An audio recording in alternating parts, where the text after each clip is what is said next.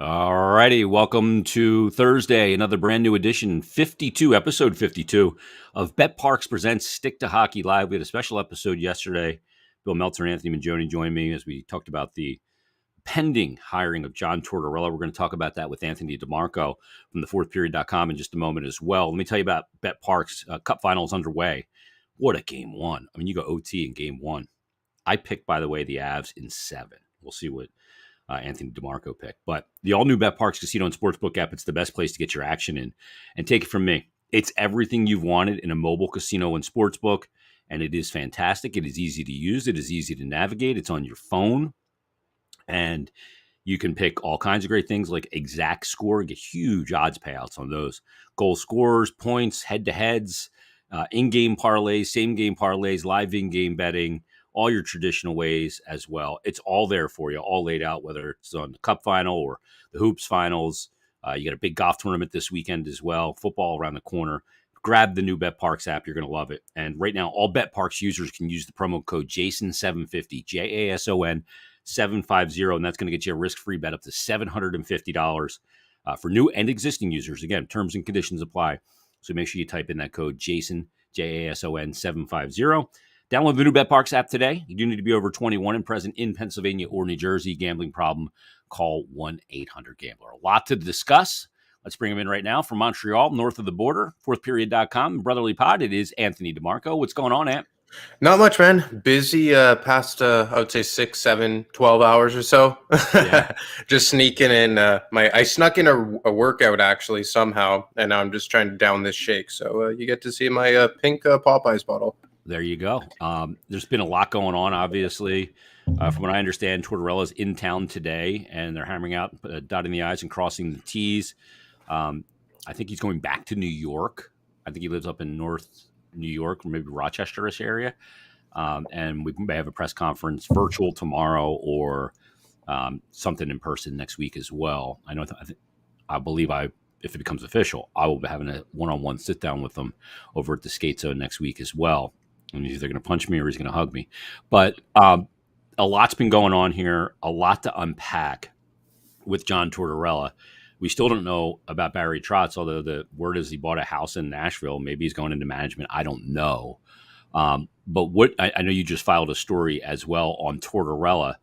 And one of the things that's been accentuated out there, I brought it up yesterday. I read Russ Joy's tweet being fake outraged about a third party being involved in a search. Pro sports teams do this all the time. I believe Anthony even called him today a hot take artist for that take, because it's not that big of a deal to hire a third-party firm. It's not like they come in and hire your coach. It's what a lot of pro sports teams, including the Eagles, 49ers, Chicago Blackhawks, and many others are doing right now. But what's the latest that you're hearing? What'd you file in your story? Well, look, it's going to be Tortorella, which is no secret. I'm not breaking anything. I think Charlie O'Connor of The Athletic was the first one to say about 2 hours ago or so that they're in the final stages. Like you said, crossing the T's, dotting the I's. John Clark of NBC just said, I heard the same thing. Maybe tonight, probably tomorrow. And obviously, Kevin Weeks broke the news that he was offered the job Tuesday night, although I think that may have been a little premature. But, I mean, all in all, it seemed like Tortorella was a long time coming for about a week or so. In regards to the hiring firm, it's true. They had a hiring firm, but it's just in the way of everyone saying that, oh, they went over Chuck's head, they don't trust him, this, that, and the other thing. Like, I spoke to people earlier this morning, both within hockey ops, outside hockey ops, all around, and the firm was there to help. You know, the vetting, research, calling references.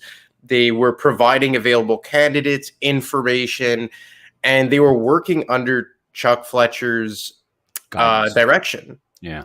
And I had one person tell me that they weren't even involved in the hiring process in terms of like when the big meeting had to come. I think it was more just helping to set up some interviews and give background checks and things like that. And yeah, I brought that up. It's part of the vetting process so that you're not surprised by anything. They kind of do a digital comb through of your entire life to make sure that something's not going to come popping out and embarrass a very high profile organization. Yeah, exactly. And just doing things that like all like the, I guess, tedious things in the process to allow guys like Chuck Fletcher and his team to completely just focus on the important stuff. Mhm. And I was told that the hiring process was led by Fletcher, Brent Flair, and Danny Briere. Bob Clark and Paul Holmgren were involved, but I was told they were used more as soundboards and weren't right in the thick of it. You know, they're senior advisors, and that's how they were used. Obviously, we know that they were fans of Tortorella. And look, I think based on discussions I've had, I don't think Tortorella was necessarily the guy from the onset that they had circled, but I was told that he was just by far the best interview. And he was a guy that convinced them that he was the right guy to get this team back on track. And look, they were looking for defensive structure. They were looking at a guy to bring in accountability. That's for sure. He checks those Culture. boxes. Yeah. And we know that Cam Atkinson is a massive fan of John Tortorella. I was told that they called former players of him, both still currently playing in the NHL and some retired. Two of those players being the Sedin brothers, who gave their encouragement of John Tortorella. They said they were yet to find a former player. And that's a pretty big one, right? Because the Vancouver Canucks stint was pretty much the only stain on Tortorella's resume, as we went through like last week. And to One hear and that the done. Sedin brothers, who were the captain and the assistant captain during the time, were fans of his is a pretty big endorsement. Yeah. And star And players to boot. star players for sure. And they said that they couldn't find one player that had a negative thing to say about him. So do I think that maybe back in May he was the number one guy on Chuck Fletcher's choice? Probably not. I think that a guy maybe like Jim Montgomery was there. But as the process went on, they found out more about him. They found out how players thought of him, and they got to talk to him one-on-one. He quickly jumped to the top of their list. Um, we still presume Trotz was the pick, but Barry Trotz apparently notified them that he was going to go in a different direction. We don't know what direction that is, whether it's going to be behind a bench. I was talking with Bill and Anthony Mangione yesterday about this. And, you know, for me, the Trotz thing, the transition to management, if in fact that is based on 100% fact, is a bit of a red flag for me as an organization. Like, how does that transition take place? How committed are you to coaching? Why do you want to transition to manage? Is it burnout and travel and the grind of being a coach? All those things are really complicated. He's a great coach, we know that, but obviously it didn't work out there. And by the way, real quick, the firm that they use, they use these firms for other positions as well, not high profile coaching positions. And I know that the organization does do that for other executive positions as well. So going forward now, Tortorella, he's going to be the coach. We know that, barring any kind of just meltdown in the process here, which I don't foresee happening. When you look at all the players that have endorsed him, I just listened to Nick Foligno, who was on Spit and Chicklets, and he talked about him. And just, again, rave reviews. But, Ant, there's this notion out there that he's a guy that burns his players out. Like, I'm seeing the hot takes from Ryan Gilbert said, Travis Konechny and Joel Farabee don't deserve this. But you got to realize players love playing for him. Nick Foligno said it on Chicklets. He's got no reason to lie. Yeah. You could say, yeah, he was an asshole. He got a lot out of me, but I didn't like him. But players don't lie, especially when they're done playing.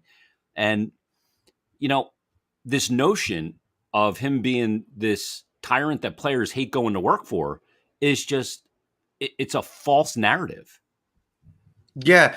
And I think it's because you see the way he acts behind the bench. And you're just like, oh, he's another AV, or he's another Laviolette, or he's another name hard coach X, you know? That's funny because people love Laviolette. And I was around Lavi very close during his tenure here. He drove guys hard and he drove them crazy. And there were guys that didn't like him. Yeah. And I just look, like, I have some trepidation about the John Tortorella hire just because, and this isn't so much him as it is more just because I think maybe the overall philosophy of the organization right now I'm not completely in lockstep with, in terms of like, are you going to take a half decent roster and get this coach that gets so much buy-in that you're just going to be like a perennial playoff team? And then in 5 years from now, what have you accomplished? As opposed to more of a long-term muddy middle. Exactly. Like Columbus, like they always overachieved, but I do think that they're going to be, even if they become that, which I'm not saying is a slam dunk, but that's just one thing that makes you a little like hesitant of the whole situation. I think they're going to be a very respectable team. And I think that's like what they're looking for with Tortorella, to be back in like the group of teams that are not looked down on, ones that are just like, okay, they're not the most talented team, but they're going to be hard to play against. If you beat them in the playoffs in the first or second round, they're going to be a 6 or 7 game out that takes a bite out of you, like we saw with Columbus all those years. Yeah. Now, for people that say, well, they're going to be like an average roster who gets massive buy-in and works hard, and we're just going to be a slightly above average team, I could get that. I understand that, as opposed to going with an entire the long-term approach. But the thing is that that's not so much the Tortorella hire in the vacuum. It's more the overall philosophy. With what they're trying to do, which again, I'm not totally in lockstep with it, but for what their vision is, in the context of that vision, I don't think that there's a better guy than John Tortorella. Like, what coach right now is better served to go coach a group of guys that need an identity overhaul, a kick in the ass in terms of accountability, defensive structure, and coach a bunch of guys who are more Robins and not Batmans? Yeah. To just like really a pack team work ethic mentality. And even a guy like Barry Trotz. And to add to that a bit, like I was listening to Darren Dreger on TSN 1050 radio yesterday, and he mentioned that like the grind of coaching, there's speculation that maybe he's not even going to coach next year. He did just buy a house in Nashville. The well-documented desire of Barry Trotz to maybe move to in a management position. Is that a guy you want who's not completely bought in? Yeah. A guy who isn't chomping at the bit? Like, we know Tortorella is chomping at the bit to get back behind the bench. He's been chomping at the bit to get behind this bench since the day after AV got fired, I'm told. Really? Yes. Well, there you go. And obviously you couldn't really put that information out there because, you know, you had Mike Yeo, and even though he wasn't publicly a lame duck coach, we all kind of knew after a while he was a lame duck coach. Like Dave Scott said as much. And maybe again, this is more like hearsay, not from a direct source, but I wouldn't be shocked if Chuck Fletcher had to be convinced into knowing that Tortorella was the best guy for the job. But just knowing a guy from television or just in passing, as opposed to really interviewing him and talking to players who have played for him and seeing his passion, like that's something you want. Like, this is not me saying like Tortorella is a better coach than Barry Trotz, but if you're getting Barry Trotz, who isn't fully invested and only came here because you paid him $7 million, and to transition into your management group. Yeah, and if at the end of the season next year he's just like, okay, Chuck, like, could I have a job in management now? Yeah. Is that the guy you want? Like, players sense that, as opposed to a guy who clearly is chomping at the bit, and according to you, has been chomping at the bit for 6 months or so. Yeah. I know that he was looking at this right away. I brought him up the day after AV got fired on a Flyers broadcast. That's a guy. Now, people will say, and there's been a lot of, Flyers Twitter saying, well, why did they waste all this time? Why didn't they hire him right when they fired AV? Why did they waste the season? And to me, you look at it, you go, okay, you got to look at everything there. You got to look at the injuries that they had. You got to look at where they were when they hired AV. Was this season savable at that point with the combination of the way the team was playing, the injuries that they had, what they were up against? Was it a situation where he could have come in and saved the season? And because a coach is much more effective when he comes in and he's got a training camp. He can set his agenda, his culture from day one. Doing that through the grind of a season, game every other day, practices and all that is very difficult. To do that in an off season and build through a training camp and build those foundational blocks, that's how you build it. You build those foundational blocks at that time. You can't do it in season. You can't just erect a house in season. You have to do that with a full training camp and all season heading into it. And look, there are situations where, like we saw with Craig Berube in St. Louis, both for the 2016 Penguins and the 2009 Penguins. We saw it with Philadelphia firsthand when Laviolette came in December 2009, where there are situations where you have a very talented team that just isn't buying into the coach anymore. Yeah. But if you look at the Flyers in the context of what, well, they weren't that. They weren't nearly as good as any of those teams, and they were absolutely mangled by injuries. Like, did Mike Yeo ever coach a game where Couturier and Hayes were both healthy? Or Ellis? No. Or Ellis? No, certain. Mike Yeo never coached a game with Ryan Ellis as the head coach. And that's why, like, with Mike Yeo, I know his stats were technically worse than AV, but the guy, like, he had no real shot. Yeah. You know, I don't think Mike Yeo's a fantastic head coach. I think he's a brilliant assistant coach, and his track record would prove that. Looks like he's headed to Vancouver to do that. Yeah, under Bruce Boudreau, which it sucks, right? But you also understand from Mike's point of view. But like, I can't imagine a dynamic of going back to being an assistant coach or being transferred to another position. So I completely get that. But, you know, you have to call a spade, and he did not have a fair kick at the can. No. Especially when you consider that he didn't even have like a legit coaching staff until February. Like John Torchetti came in when? February, after the All-Star break? They were moving guys like Nick Schultz. They moved him out of player development to be on the bench and to help because they were so shorthanded. I mean, because you didn't fire just AV, you fired Mike Terrien as well. Yeah, so. And Ian LaPerriere, I believe, coached a game as an assistant as well. Yep. And Danny Briere coached the Phantoms game on the bench. I mean, it was crazy. Plus COVID, you know. COVID. It was absolutely crazy. So, but again, let's apply it if you had brought in John Tortorella in December or Rick Tocchet in December, because back then that's who everyone wanted was Rick Tocchet. Like, would anything have changed? I don't think so. Like, maybe you win a couple more games here and there. No, then they just carry the stain of this season.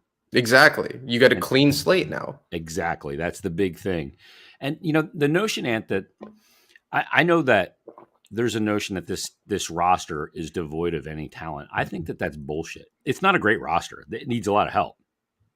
But I think people, and look, he's coming off back surgery, have really forgotten the impact of a player like Sean Couturier, who, by the way, 2 years ago won the Selke, is a guy that's been north of 75 points the last 4 seasons of his career before this last one where he was hurt. And before he got hurt this year, was on a nice pace. You know, I think that they forget what the player is. Like, there's this notion that they don't have anybody worth shit. And to me, Sean Couturier is a player that any team would take. And they go, we'll trade him. He's going into year 1 of an 8-year deal with a no-move clause. So let's not start having those stupid conversations already. He committed here for the long term. He's not going to waive his no-move clause right now because John Tortorella is coming to town. Those are all hot takes in people's own agenda. The roster needs help. It needs with Ryan Ellis's health, but it's not a roster that's completely devoid of talent. And when I look at Tortorella, if you're going to get the most out of players, if he can turn the trajectory of Travis Konechny and the trajectory of Ivan Provorov to where it was and beyond, then all of a sudden you do have some really good players because you have a 25-minute a night top pairing defenseman and Ivan Provorov that's got offensive abilities in his game, and Tortorella loves D that jump into the play responsibly. Look at Zach Werenski. And then you look at a player like Travis Konechny. If he can get the most out of him and get him pointing in the right direction, you're talking about a player that had 3 24-goal seasons in a row. And in one of those 24-goal seasons, he did it in 69 games and a 30-goal pace. So this notion that they're devoid of talent and they got a bunch of 12 to 16 a year a season scorers, I think is, you know, letting a recency bias take over and not realize what they actually may be. Well, they don't have no talent. Like, look, I'll be frank, like, or blunt. I don't think that you could really have Stanley Cup aspirations with Sean Couturier being your best forward. You can't. No. You need more dynamic. Exactly. The shit out of the other team forward. Exactly. Like, and Travis Konechny, I don't think he could be your best winger on your team. I don't think he can. Second line winger on my team. Exactly. Or if he's on the first line, he's playing as the third best guy type of thing. Mm-hmm. So they need talent, but to say that there's no talent is recency bias, because you just saw a season where you didn't have Ryan Ellis, you didn't have Sean Couturier, Kevin Hayes only got healthy in February. And even at that, he scored at a 52-point pace over 82 games if you prorate his point totals. Like, they need some high-end talent, and we know that they know that. Like, Fletcher has said it, Briere has said it. You know, it's obvious they need high-end talent. But, I mean, if they could stay healthy and inject a significant piece or two up front, because I think if they're healthy, and obviously that's a big if given on what's going on with Ryan Ellis. Yeah. They have a decent enough defense. I think they'll add a piece. I don't know if it's like a lower end piece, like a Ruda or a Labushkin, or if they look to, get a real big fallback option in case Ellis fights injuries again, like a Matt Dumba. That's not me reporting it. That's just more speculation. Mm-hmm. We know, he's a Fletcher Flair guy back from their days in Minnesota. I think that they have a good enough defense to make a cup run. But the big thing is the forwards. Is Konechny going to be able to get back to where he was in 1920? Can Farabee take that next step? What the hell is going to go on with Morgan Frost? Can they get the same level of production from Cam Atkinson, who's a year older? Are Hayes and Couture going to be healthy? Yeah, how does Tippett fit in? How does Tippett fit in? Yeah. Like, what could we see from a guy like, I don't know, Noah Cates as a full-time contributor from the onset? Will Bobby Brink be able to crack the lineup? Can Allison stay healthy? Mm-hmm. Like, there's still a lot of question marks here. Yep. But it's not terrible. And if you get that injection of high-end talent, obviously Gaudreau's an easy line to draw. We've heard the rumblings about Alex DeBrincat, which I do think may have more legs than people may have thought, but it's going to cost a significant haul on the trade front. Yeah, then Farabee's going to have to be a part of that, I would think. I mean, I would assume it's the 5th overall pick. There's rumblings that pick may be in play. I would assume it would only be for a guy like DeBrincat. Yeah. And then, maybe Joel Farabee. But, I mean, is Joel Farabee ever going to be Alex DeBrincat? I would have a tough time with that because I just love the way Joel Farabee plays. And I think he's a guy that would really excel under John Tortorella. Agreed. But if you're going to bring in a high-end talent on the trade front, whether that be Mark Scheifele, which is more of a long shot at this point, I don't even know if he moves out of Winnipeg, or an Alex DeBrincat, if I'm another team, you got to look at it from the other team's perspective. Are you going to look at Travis Konechny, who may have plateaued as a 50 to 60 point winger who was drafted, 7 years ago? Or are you going to look at Joel Farabee, who's on a cheaper contract, is 3 years younger, and has untapped potential? Yeah. And you're trading at 23. What is DeBrincat, 23? 24, I believe. He was drafted in 2016. Yeah, so he's 24 years old. So you don't want to trade, so you're trading DeBrincat to end up with Konechny. It doesn't make sense. Like when people go, yeah, I don't want to give Farabee, I would push TK. Well, there's another GM on the other side that's not going, okay, we'll make it better for you, Flyers. We're going to trade you this 40-plus goal scorer, and we'll make it less painful in what you have to give up. Nobody's going to do you any favors. Like, everyone thinks, like, okay, yeah, we'll trade you Morgan Frost, a second-round pick, and Oscar Lindblom. Give us that 24-year-old 40-goal scorer, And, like, look, maybe if you give up Joel Farabee and the 5th overall pick for DeBrincat, maybe they take on Oscar Lindblom or James Van Riemsdyk. Yeah. I would say more James Van Riemsdyk just because, and again, I hate saying this, but I think we went over it last week that, like, buying out Lindblom would actually be beneficial on the cap this year. Yeah. You gain, I think, $300,000 more than his actual cap hit. Mm-hmm. So, like, I mean, well, like, I'll throw it to you. If it's, let's just say hypothetically, the 5th overall Farabee and JVR for DeBrincat, do you consider it? Yeah. I have to. And I love Joel Farabee. And it's not something that I was looking to do, but for a team that needs to be able to score with ease. Yeah. Like, I talked about this so much last year, Ant. This team had to work so hard to get scoring chances and high danger chances and to put the puck in the net. And oftentimes the way they do it was just to create mayhem. And they didn't score off the rush. They didn't score on the power play. They didn't have a guy that could just put the puck in the net without having everybody have to do so much to get it done. Sometimes you need an easy goal. You just do. It can tilt a game like that. This guy goes on the ice, boom, he makes a play and he scores. I don't need 5 guys crashing and doing all this shit. Yeah, you need that at times. But I also need to have that ability to score an easy goal. and I don't have the players to do that right now. So getting a guy like DeBrincat for this team, I think, changed that. Now the size is an issue. You're really small, Yeah. but are there many 40 goal scorers that are on the market at his age? And that's the question you got to ask, right? That's And the like, rarity. and then you got to ask yourself, like, is Joel Farabee ever going to be a 40 goal scorer? No. And let's say, assume you take a forward with that 5th overall pick. I would just say Savoy or Gauthier. Are either of those guys going to be a high end offensive player? No, you're going to end up with the best player of the total package. That's it. And what, like you said, like, when are you going to get this opportunity again? Yeah. Like, when?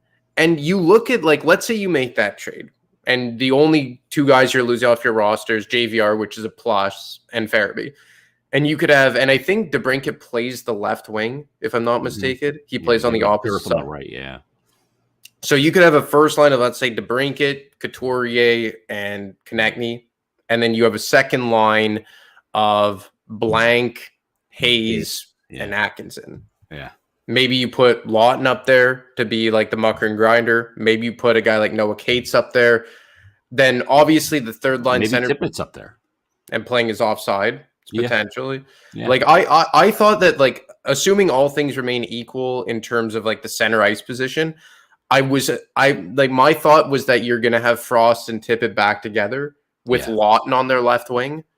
Just as he would be the veteran doing the dirty work and kind of let those guys worry about the offensive side of the puck. And they showed some chemistry moving towards the end of the season, especially Tippett. Like, I don't think anyone had more high danger opportunities than that guy. No. He just has to learn how to finish. Yeah. And then maybe you bring in a left wing to play a physical role with Hayes and Atkinson. Yeah. Because Noah Cates, I would assume, is better served for the 4th line, at least to start, rather.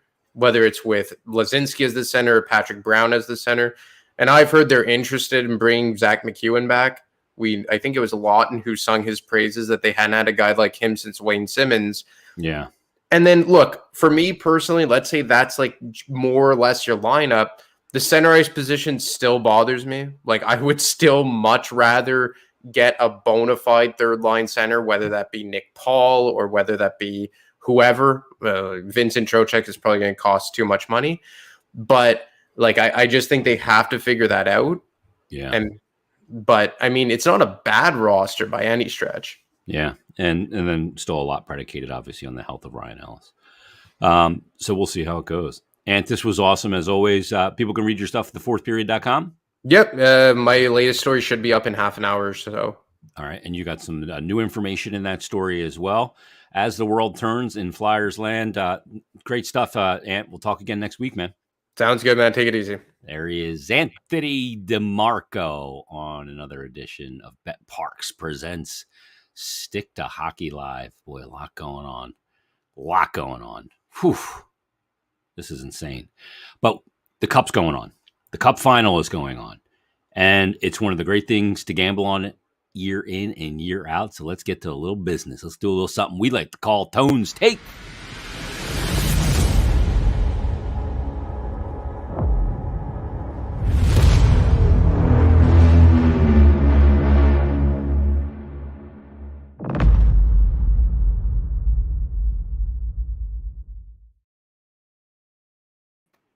And there he is. What's going on, Tone?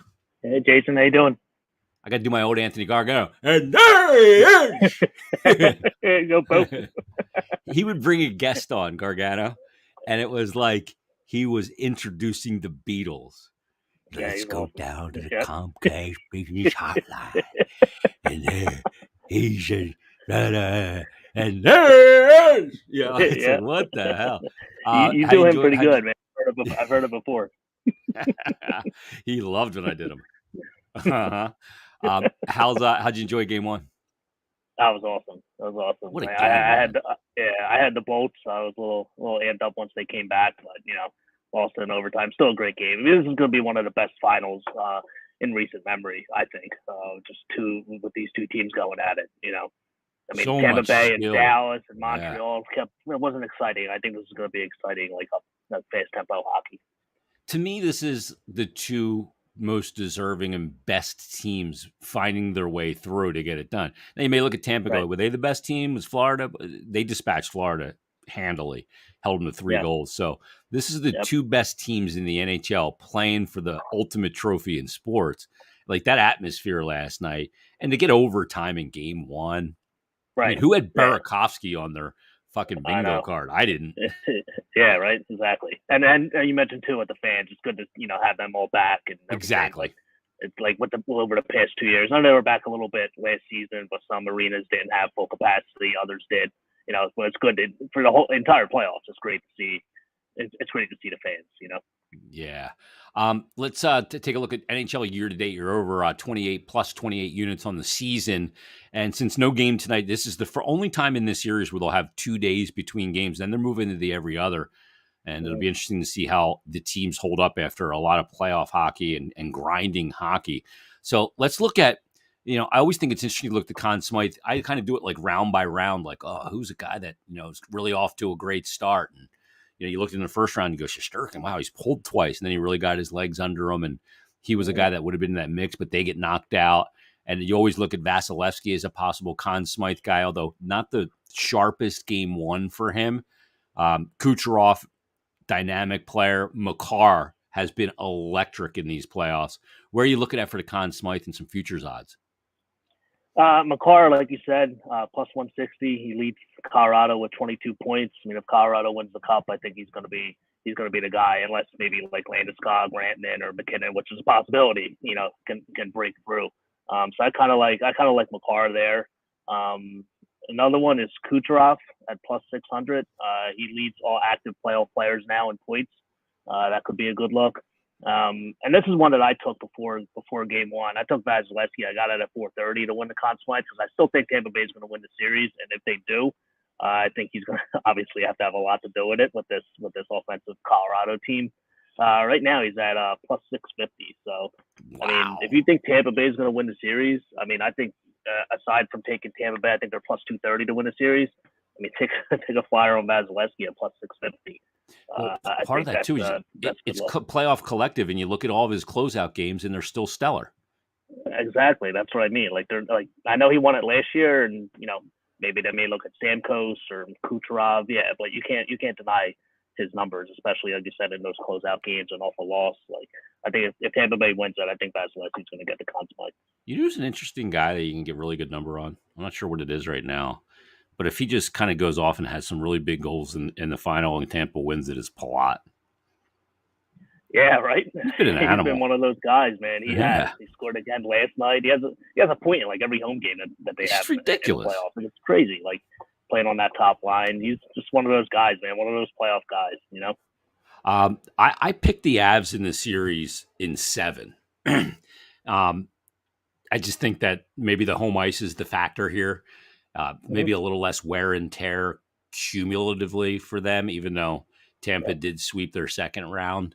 But I look at a team like Colorado being able to get it done. Now, it's going to depend on getting some guys back with Kadri and who kind of survives it game in and game out injury-wise. Right. Where are you leaning here for the series and in how many? I think I'm leaning Tampa. I'm leaning 7. I would not be surprised if it plays out like the Toronto series played out. Home teams up until game 7.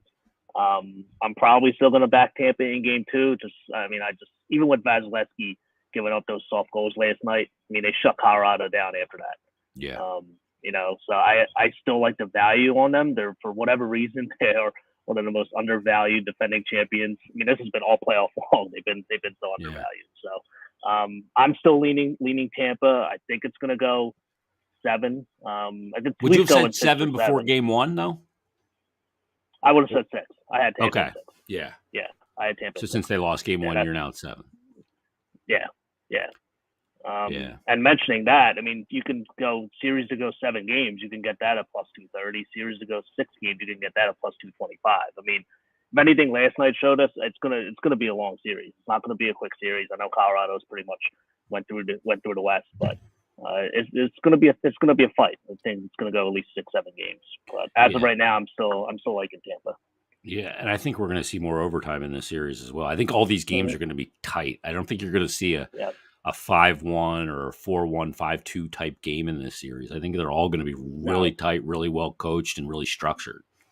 Yeah, it could be similar to what you got last night. It was a 3-3, and then all of a sudden things shut down, and they play tighter into the third period. So Yeah. I was definitely a a little lot of surprised ways to look at Colorado this. came out as well as they did considering the layoff.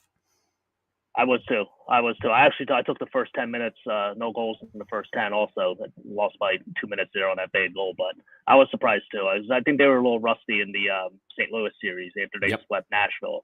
I think they even lost the first period, if I remember correctly, Mm-hmm. 1-0. But yeah, I was expecting a little slower game from Colorado, but they came out flying. Yeah, maybe that's the cup final adrenaline that kicked in and was able to overcome that rust, and they were ready to go. What a game it was, and we'll get game 2 Right. not tonight, not tomorrow, but Saturday, right? Saturday. Yeah, I hate the 2-day layoff, man. I hate Me the 2-day too. layoff. Yeah, a It's the couple of NBA. years Like, ago. come on. Yeah. Oh, it makes it take forever. Let's go every other day. Come on, boys. You guys are flying charter. Let's not act like we're, flapping our arms in the air here to get from place to Right. place. So, Right. Tone, where can people read your stuff? On dimers.com, on oddschecker.com, and at Tone Stakes on Twitter. There you go. Make sure you get it. Another edition of Tone's Takes in the Books. Thanks for doing this, man. We'll talk next week. Right. Thanks, Jason. Take care. There he is, Tone. Another edition of Tone's Takes on BetParx Presents Stick to Hockey Live. I got it going 7, and that's not because of the game last night. I had it going 7 before the series. I like the Avs in 7. Tone's got the Bolts in 7. So it'll be interesting to see. Makar obviously is a favorite for the Conn Smythe right now. We'll see if he continues a great play here in the Stanley Cup Final. I have no reason to believe that he won't. BetParx is the place to get all your action, all Tone's takes. It's the great casino and sportsbook app. It is now live, the new one.